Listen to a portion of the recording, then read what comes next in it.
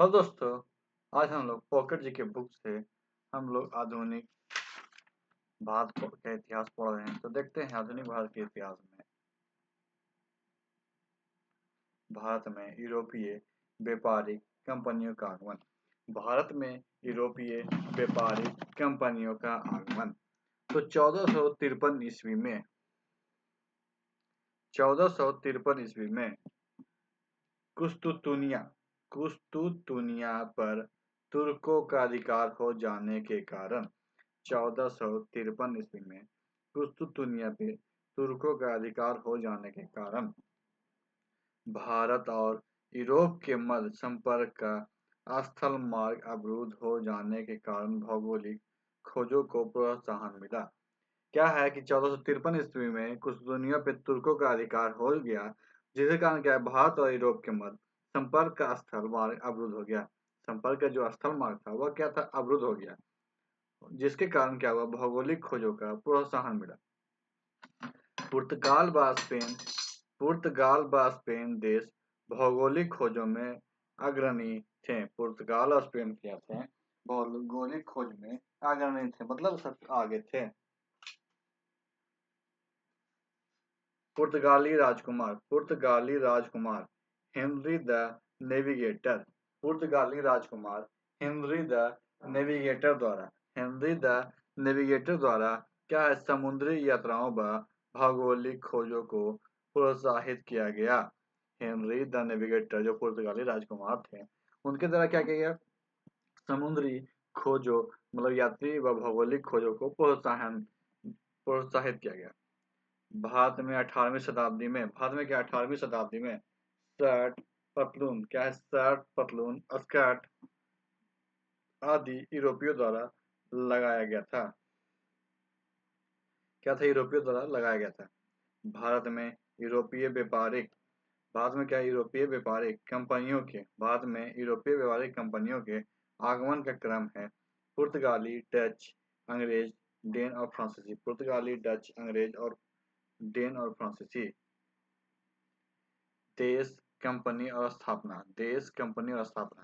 पुर्तगाल की कंपनी थी Estado the India.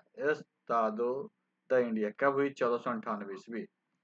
Holland की कंपनी बारिंगडे ओस्ते इंडसे कंपनी कब स्थापना हुई, 1602 ईस्वी में। इंग्लैंड की कंपनी कौन थी, ईस्ट इंडिया कंपनी। इसकी स्थापना हुई 1599 ईस्वी। ईस्ट इंडिया कंपनी की स्थापना कभी, 1599 ईस्वी। Denmark Danish east India company. Denmark का क्या था, डेनिश ईस्ट इंडिया कंपनी। इसकी स्थापना हुई 1616 ईस्वी। फ्रांस में कंपे देसे इंडसे ओरिएंटलसे कंपनी देसे इंडसे ओरिएंटलसे लेस, इसकी स्थापना हुई 1664 ईस्वी। स्वीडन का स्वीडन ईस्ट इंडिया कंपनी, इसकी स्थापना हुई 1731 ईस्वी। अमेरिका के समुद्री मार्ग की खोज कोलंबस ने ऑस्ट्रिया के कैप्टन कुक ने तस्मेनिया एवं न्यूजीलैंड के तस्मान के ने केप ऑफ गुड होप दक्षिण अफ्रीका की बार्थोलोम्यू डियाज ने की थी। अमेरिका के समुद्री मार्ग की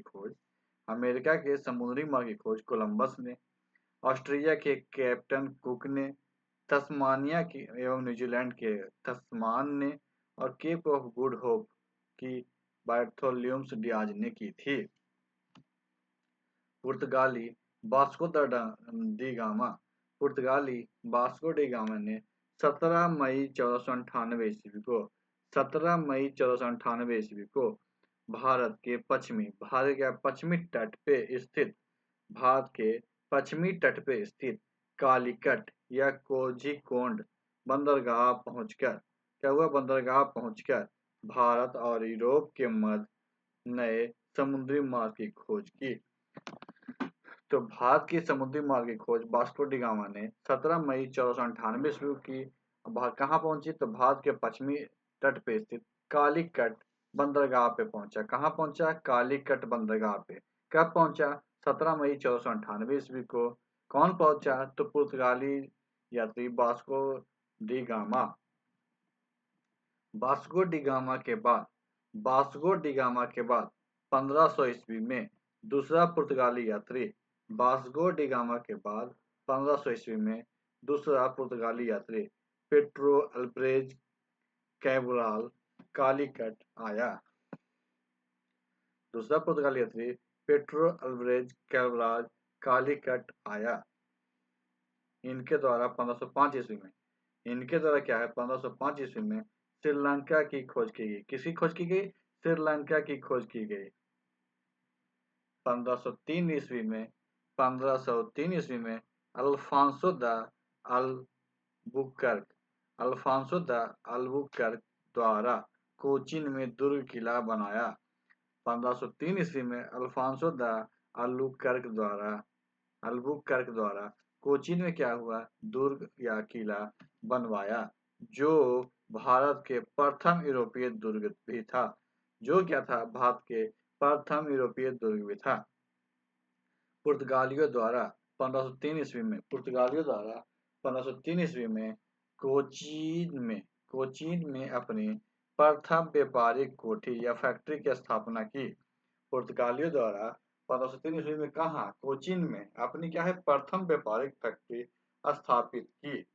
और एवं अपनी दूसरी फैक्ट्री 1505 ईस्वी में कन्नूर में स्थापित की।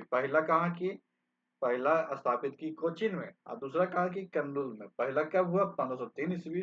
दूसरा हुआ 1505 ईस्वी। 1505 ईस्वी में फ्रांसिस्को द अल्मेडा 1505 से 1509 ईस्वी भारत में प्रथम पुर्तगाली वाइसराय बन के आया। भारत में प्रथम पुर्तगाली वाइसराय कौन आया? तो फ्रांसिस्को द अल्मेडा। कब से कब तक? 1505 से 1509 ईस्वी। इसने ब्लू वाटर पॉलिसी, शांत जल की नीति अपनाई। इसने क्या की? ब्लू वाटर पॉलिसी अपनाई। 1509 ईस्वी में अल्फांसो द अल्बुकर्क 1509 ईस्वी में अल्फांसो द अल्बुकर्क को पुर्तगालियों का वाइसराय नियुक्त किया। 1509 ईस्वी में किसको किया गया? अल्फांसो द अल्बुकर्क को। इसको भारत में पुर्तगाली साम्राज्य का वास्तविक संस्थापक माना जाता है। पुर्तगाली साम्राज्य का वास्तविक संस्थापक किसे माना जाता है? तो अल्फांसो द अल्बुकर्क को। बारसोवा ने अल्बुकर्क के दुभाषीय के रूप में कार्य किया। बारसोवा ने क्या है? अल्बुकर्क के दुभाषीय के रूप में कार्य किया। इसने 1510 ईस्वी में बीजापुर के शासक यूसुफ आदिल शाह से गोवा की लड़ाई लड़ी और गोवा जीता। इसने क्या किया कि 1510 ईस्वी में बीजापुर के जो शासक था यूसुफ आदिल शाह से गोवा की लड़ाई लड़ी और गोवा जीत गया। इनक्विजिशन पुर्तगालियों के द्वारा स्थापित धार्मिक न्यायाधिकरण थे। इनक्विजिशन क्या थे? पुर्तगालियों द्वारा स्थापित धार्मिक न्यायाधिकरण थे। पुर्तगाली खुद को सागर का स्वामी कहते थे। पुर्तगाली खुद को सागर का स्वामी कहते थे। अल्बुकर्क ने गोवा में सती प्रथा पे प्रतिबंध लगाया। अल्बुकर्क ने क्या किया? गोवा में सती प्रथा पे प्रतिबंध लगाया। वाइसराय नीनू डी कुन्हा 1529 से 1538 ईस्वी द्वारा 1530 ईस्वी में कोचीन के स्थान पर गोवा को राजधानी बनाया। इसको राजधानी बनाया गोवा को। पुर्तगालियों ने हिंद महासागर में कार्यपद्धति को अपनाया। पुर्तगालियों ने हिंद महासागर में क्या किया? कार्यपद्धति को अपनाया। पुर्तगालियों द्वारा हिंद महासागर में जहाज को जारी आज्ञा पत्र कार्य कहलाते थे। पुर्तगालियों द्वारा जारी जो हिंद महासागर में जो जहाज थे उसको क्या आज्ञा पत्र को कार्य कहते थे। एस्तादे द इंडिया पुर्तगाली कंपनी का नाम था। किसका नाम था? पुर्तगाली कंपनी का नाम था। सन थोमे दक्षिण पूर्वी तट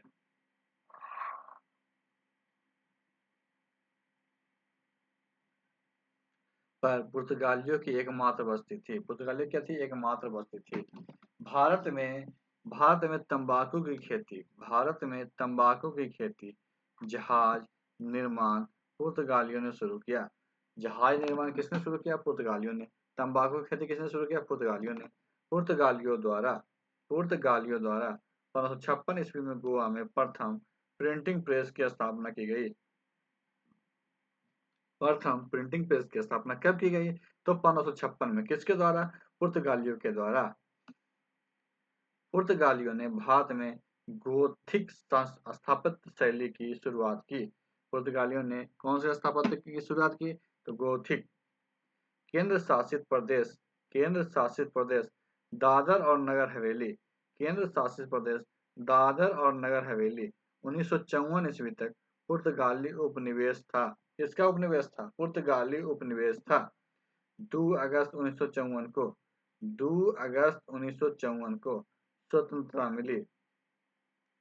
1961 में भारत संघ में गोवा को मुक्त कराने के लिए 1961 में क्या है? भारतीय संघ में गोवा को मुक्त कराने के लिए 18 दिसंबर 1961 को भारतीय सेना ने ऑपरेशन विजय चलाया। क्या है यहाँ पे? केंद्र शासित प्रदेश दादर और नगर हवेली में 1954 तक, कब तक? 1954 तक पुर्तगाली उपनिवेश था। 2 अगस्त 1954 को स्वतंत्रता मिली। 1961 में भारत संघ में भारत संघ में क्या? गोवा को मुक्त कराने के लिए 18 दिसंबर 1961 को भारतीय सेना ने ऑपरेशन विजय चलाया। 19 दिसंबर 1961 को गोवा दमन द्वीप को मुक्त करवा दिया गया। गोवा और दमन द्वीप को क्या मुक्त करा दिया गया? पुर्तगाली शासन को समाप्त करने वाले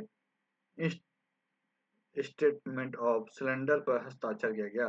पुर्तगाली शासन को समाप्त करने के लिए स्टेटमेंट पे ऑफ सरेंडर पे हस्ताक्षर किए गए। गोवा के चर्चों और कन्वेंट को गोवा के क्या? चर्चों और कन्वेंट को पुर्तगालियों द्वारा बनाया गया। डच क्या? हॉलैंड। पुर्तगालियों ने तत्काल बाद डच लोग भारत आए। पहला पहला डच यात्री कार्नेलिस डी हाउटमैन कार्नेलिस डी हाउटमैन 1596 ईस्वी में भारत में के पूर्व सुमात्रा पहुंचे। कहाँ पहुंचे? भारत के पूर्व सुमात्रा पहुंचे। डचों द्वारा भारत में अपनी पहला व्यापारिक कोठी या फैक्ट्री 1605 ईस्वी में मुसलीपट्टनम में स्थापित की। डचों द्वारा जो पहला भारत में व्यापारिक कोठी या फैक्ट्री थी, कब स्थापित की गई? 1605 ईस्वी में। कहाँ? मुसलीपट्टनम में। द्वितीय व्यापारिक कोठी पुलिकट में स्थापित की गई। दूसरी कोठी कहाँ? पुलिकट में। जहां उन्होंने अपने स्वर्ण सिक्के पेंगोंडा को ढाला और पुलिकट को अपनी गतिविधियों का केंद्र बनाया। जहां क्या किए? स्वर्ण सिक्के को ढाला और पुलिकट को अपनी गतिविधियों का केंद्र बनाया। डचों ने क्या? पुलिकट स्थित गोलिंड्रिया के दुर्ग को अतिरिक्त किसी भी डच बस्ती को किलेबंदी नहीं की। फैक्टर डच फैक्ट्रियों के प्रमुख को कहा जाता था। डचों द्वारा भारत में पहली बार औद्योगिकी वेतन भोगी रखें। 1759 ईस्वी को अंग्रेज एवं डचों के बीच हुए बेदरा के युद्ध में डचों का अंतिम रूप से पतन हो गया। अंग्रेज भारत में यूरोपीय व्यापारी कंपनियों में सर्वाधिक सफल रहे। किसमें सफल रहे? कंपनियों में सर्वाधिक सफल रहे। फादर थॉमस स्टीफेंस भारत में आने वाले प्रथम अंग्रेज नागरिक थे। प्रथम अंग्रेज नागरिक थे जो पादरी के वेश में पुर्तगालियों के साथ 24 अक्टूबर 1579 को गोवा आया था। जो क्या था? पादरी के वेश में पुर्तगालियों के साथ 24 अक्टूबर 1579 को भारत आया था। तथा दूसरा अंग्रेज नागरिक राफेल फिंच था। दूसरा कौन था? राल्फ फिंच था।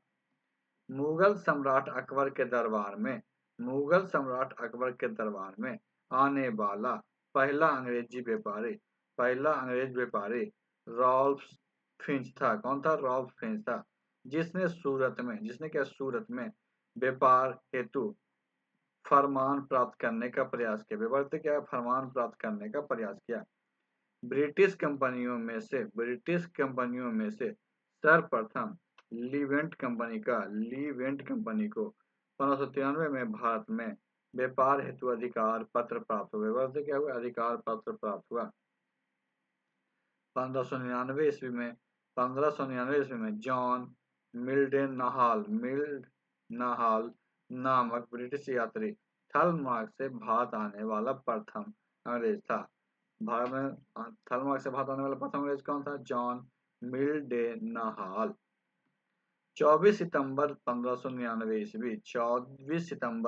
1599 ईस्वी अंग्रेज ईस्ट इंडिया कंपनी की स्थापना हुई।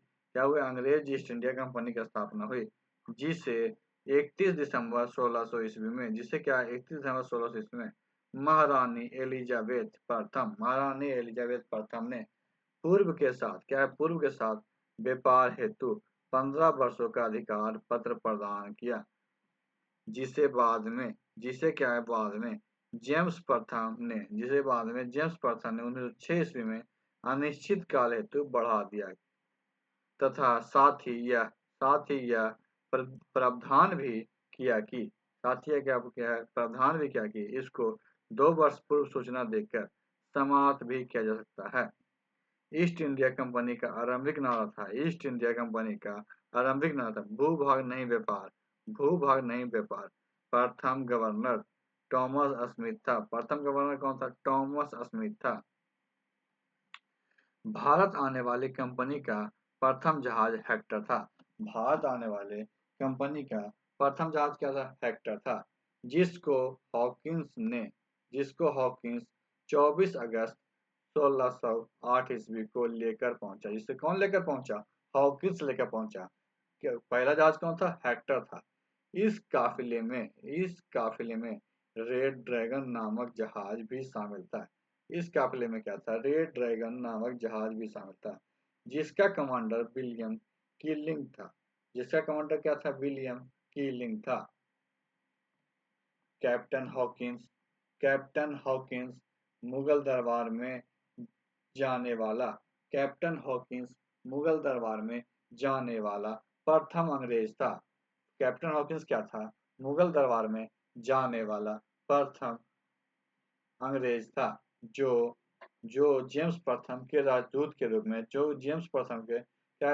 के रूप में अप्रैल 1608 ईस्वी में जहांगीर के दरबार में पहुंचा।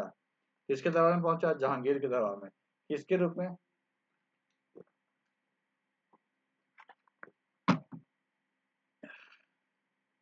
तो जेम्स प्रथम के राजदूत के रूप में जहांगीर ने हॉकिंस को सूरत में व्यापार की अनुमति दी। जहांगीर ने हॉकिंस को क्या है? सूरत में व्यापार की अनुमति दी। फिर अंग्रेजों ने 1608 ईस्वी में सूरत में फैक्ट्री स्थापित की। सूरत में क्या की? फैक्ट्री स्थापित की। किंतु पुर्तगालियों के विरोध के कारण अनुमति रद्द कर सूरत छोड़ने का आदेश दिया गया। किंतु सूरत के व्यापारियों ने कैप्टन बेस्ट के अधीन दो अंग्रेजी जहाजों को सूरत में रहने की अनुमति दी। 1611 ईस्वी में दक्षिण पूर्वी समुद्र तट पे सर्वप्रथम अंग्रेजों द्वारा मुसलीपट्टम में व्यापारिक कोठी की स्थापना की। 1612 ईस्वी में कैप्टन वेस्ट ने सूरत बंदरगाह को जीतकर पुर्तगालियों का एक अधिकार समाप्त कर दिया गया। परिणाम स्वरूप 6 फरवरी 1613 ईस्वी को जहांगीर ने एक शाही फरमान के द्वारा एक शाही फरमान के द्वारा अंग्रेजों को सूरत में टॉमस एडवर्ड के नियंत्रण में व्यापारिक कोठी स्थापित करने की अनुमति दी। जहांगीर के शाही फरमान से अंग्रेजों को सूरत में टॉमस एडवर्ड के नियंत्रण में व्यापारिक कोठी स्थापित करने की अनुमति दी। 1612 ईस्वी के सुवाली के युद्ध में 1612 ईस्वी के सुवाली के युद्ध में अंग्रेजों ने पुर्तगालियों को हराया था। 1612 ईस्वी के सुवाली के युद्ध में अंग्रेजों ने पुर्तगालियों को हराया था। इस युद्ध के बाद पुर्तगालियों का वाणिज्यिक एकाधिकार समाप्त हुआ। इस युद्ध के बाद क्या है? पुर्तगालियों का वाणिज्यिक एकाधिकार समाप्त हुआ। इस युद्ध के बाद अंग्रेजों ने नौसेना विकसित की। अंग्रेजों ने क्या की? नौसेना विकसित की। 1615 ईस्वी में सम्राट जेम्स प्रथम द्वारा सर टॉमस रो को अपना राजदूत नियुक्त कर 1615 ईस्वी में क्या हुआ? सम्राट जेम्स प्रथम द्वारा सर टॉमस रो को अपना राजदूत नियुक्त कर मुगल सम्राट जहांगीर के दरबार में भेजा, जो फरवरी 1619 तक फरवरी 1619 तक भारत में रहा। जो कहाँ रहा? भारत में रहा। सर टॉमस रो जहांगीर एवं खुर्रम से अंग्रेजों हेतु कुछ व्यापारिक छूट प्राप्त करने में कामयाब हुआ। 1632 में गोलकुंडा के सुल्तान ने अंग्रेजों को एक सुनहरा फरमान जारी किया। 1632 में क्या हुआ? गोलकुंडा के सुल्तान ने अंग्रेजों एक सुनहरा पैगाम जारी किया, जिसके अनुसार सुल्तान को 500 पैगोंडा व्यापारिक कर देकर अंग्रेज गोलकुंडा के बंदरगाह पे स्वतंत्र पूर्वक व्यापार 500 व्यापारिक पैगोंडा व्यापारिक कर देकर अंग्रेज गोलकुंडा के बंदरगाह पे स्वतंत्र पूर्वक व्यापार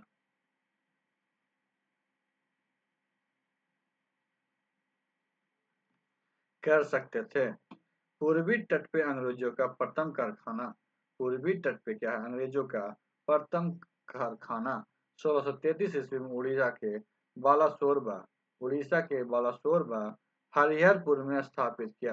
पूर्वी तट पे अंग्रेजों का प्रथम कारखाना कहाँ स्थापित हुआ? उड़ीसा के बालासोरबा हरिहरपुर में स्थापित हुआ। कब हुआ? 1633 ईस्वी में हुआ। 1639 ईस्वी में फ्रांसिस्को डे नामक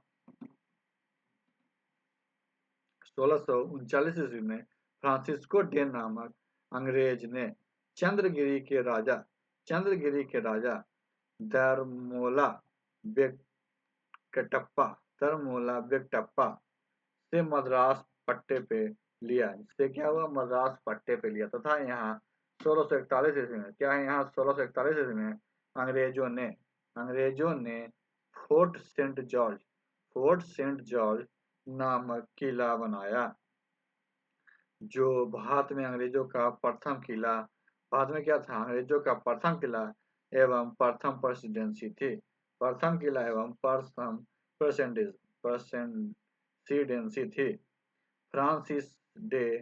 फ्रांसिस डे को ही मद्रास का संस्थापक माना जाता है। फ्रांसिस डे को ही क्या है?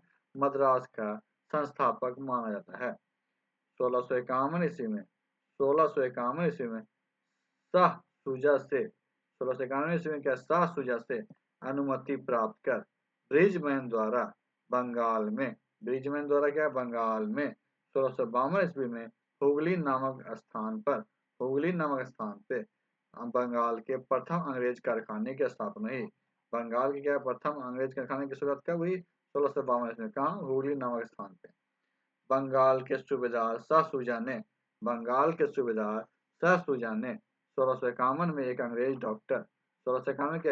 डॉक्टर बोटन के द्वारा अपने हरम की एक स्त्री का उपचार करने पर एक निशान द्वारा 3000 रुपये वार्षिक कर के बदले बंगाल में व्यापार का विशेषाधिकार प्रदान किया। बंगाल के सूबेदार शाह शुजा ने क्या किया? 1651 में एक डॉक्टर अंग्रेज बोटन के द्वारा अपने हरम की एक स्त्री का उपचार करने के पर एक निशान या विशेष फरमान द्वारा 3,000 रुपये की वार्षिक कर के बदले बंगाल में व्यापार का विशेषाधिकार दिया। 1661 ईस्वी में पुर्तगाल की राजकुमारी कैथरीन ब्रेगंजा का विवाह। 1661 ईस्वी में क्या हुआ? पुर्तगाल की राजकुमारी कैथरीन ब्रेगंजा का विवाह ब्रिटेन के ब्रिटेन के चार्ल्स द्वितीय से संपन्न हुआ। पुर्तगाल द्वारा चार्ल्स द्वितीय को बम्बई दहेज में दिया गया। पुर्तगाल द्वारा क्या है? चार्ल्स द्वितीय को बम्बई दहेज में दिया गया। 1668 ईस्वी में चार्ल्स द्वितीय ने 1668 में क्या चार्ल्स द्वितीय ने 10 पाउंड के वार्षिक किराए पे बम्बई को ईस्ट इंडिया कंपनी दे दी। 10 पाउंड के क्या है? वार्षिक किराए पे ईस्ट इंडिया कंपनी को दे दी। 1687 ईस्वी में अंग्रेज ने पश्चिम तट का मुख्यालय बम्बई को बनाया। पश्चिम तट का मुख्यालय क्या है? बम्बई को बनाया, जो कि पहला सूरत था। गोराल्ड ऑगियर 1669 से 1670 ईस्वी सूरत का प्रेसिडेंट एवं बम्बई का द्वितीय ने बम्बई शहर की स्थापना की। जॉर्ज जॉर्ज ऑक्सीडेंट बम्बई का पहला गवर्नर था। जॉर्ज ऑक्सीडेंट क्या था? बम्बई का पहला गवर्नर था। विलियम हेजेज बंगाल का प्रथम अंग्रेज गवर्नर था। 1698 ईस्वी में बंगाल के सूबेदार अजीमुस्तान की अनुमति के बाद कंपनी ने जमींदार इब्राहिम खान से 1200 रुपये में 3 गांव क्या है? 1698-99 ईस्वी में बंगाल के सूबेदार अजीमुस्तान की अनुमति प्राप्त करने के बाद कंपनी ने जमींदार इब्राहिम खान से 1200 रुपये में 3 गांव गोविंदपुर, सुल्तानी व कालीकट्टा की जमींदारी खरीद के इनको मिलाकर आधुनिक कलकत्ता की नींव डाली। 1699 ईस्वी में जॉब चारकान द्वारा डाली गई। वह सम्राट विलियम तृतीय के नाम पर फोर्ट विलियम का किला का निर्माण किया। फोर्ट विलियम के किले का निर्माण कराया गया। 1715 ईस्वी में जॉन सरमन के नेतृत्व में एक ब्रिटिश दूत मंडल व्यापारिक रियासतें प्राप्त करने हेतु मुगल बादशाह फारूक खासियर से मिला। किससे मिला? फारूक खासियर से। फारूक खासियर द्वारा 1717 ईस्वी में फरमान जारी कर बंगाल में 3,000 रुपये वार्षिक कर के बदले कंपनी के व्यापार की सीमा शुल्क से मुक्ति प्रदान की। इस फरमान को कंपनी का मैग्ना कार्टा कहा जाता है। इंग्लिश ईस्ट इंडिया कंपनी को जॉन कंपनी के नाम से भी जाना जाता है। ईस्ट इंडिया कंपनी किस नाम से? जॉन कंपनी के नाम से भी जाना जाता है। Calcutta British east India company का मुख्यालय था। कलकत्ता क्या था? ब्रिटिश ईस्ट इंडिया कंपनी का मुख्यालय था। ब्रिटिश ईस्ट इंडिया कंपनी की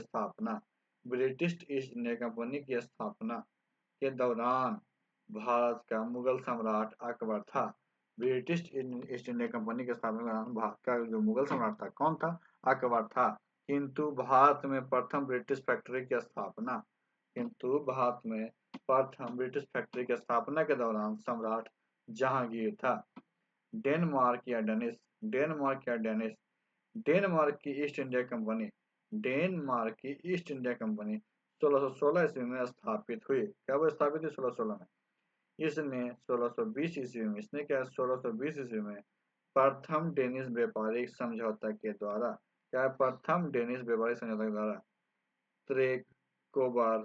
तमिलनाडु में एवं 1676 में सोरामपुर बंगाल में अपनी व्यापारिक कोठी स्थापित की।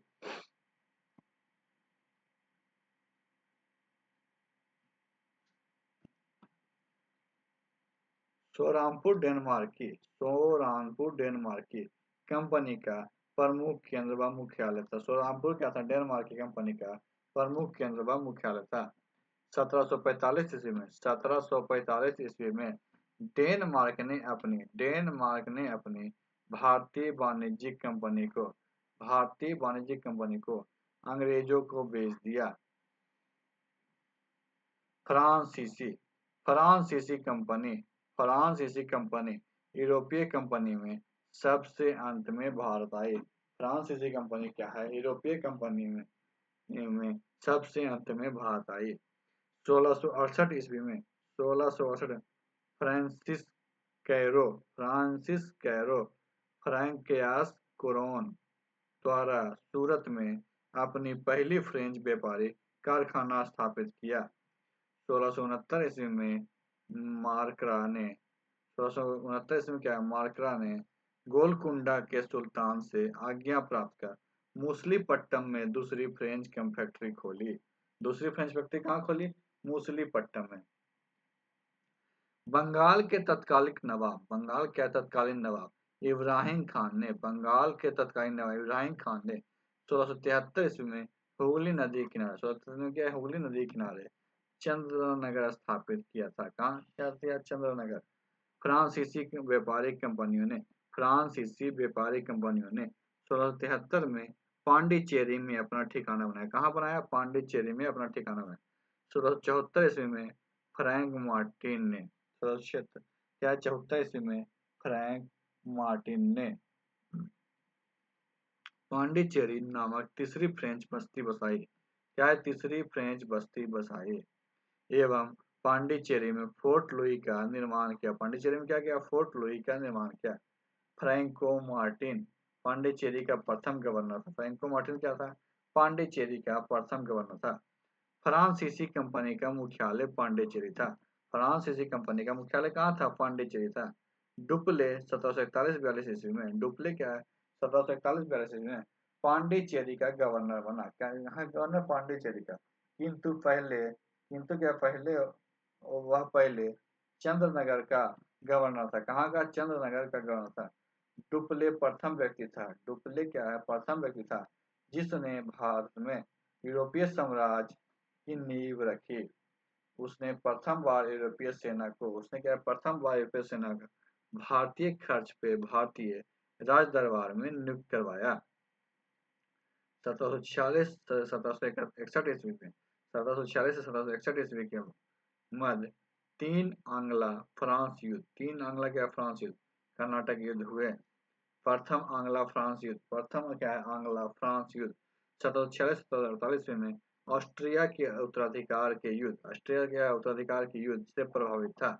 जो 1748 में एलासापल की संधि द्वारा ऑस्ट्रिया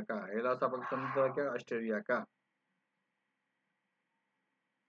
उत्तराधिकार समाप्त हुआ। इसका उत्तराधिकार समाप्त हुआ और इसी संधि के तहत प्रथम आंग्ला फ्रांस युद्ध समाप्त हुआ।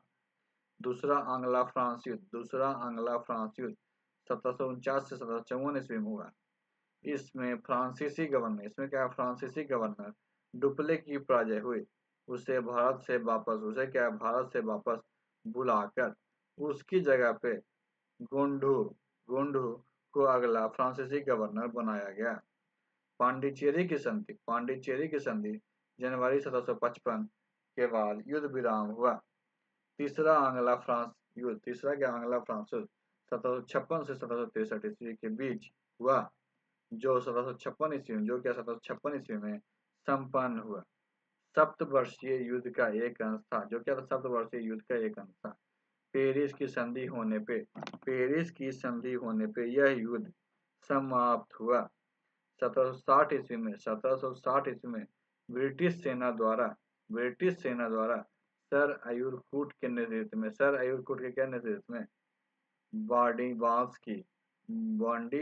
की लड़ाई में फ्रांसीसियों को बुरी तरह पराजित किया। भारत में फ्रांसीसियों की प्रथम कोठी भारत में क्या फ्रांसीसियों की प्रथम कोठी फ्रैंको कैरो द्वारा सूरत में 1668 ईस्वी में स्थापित की गई।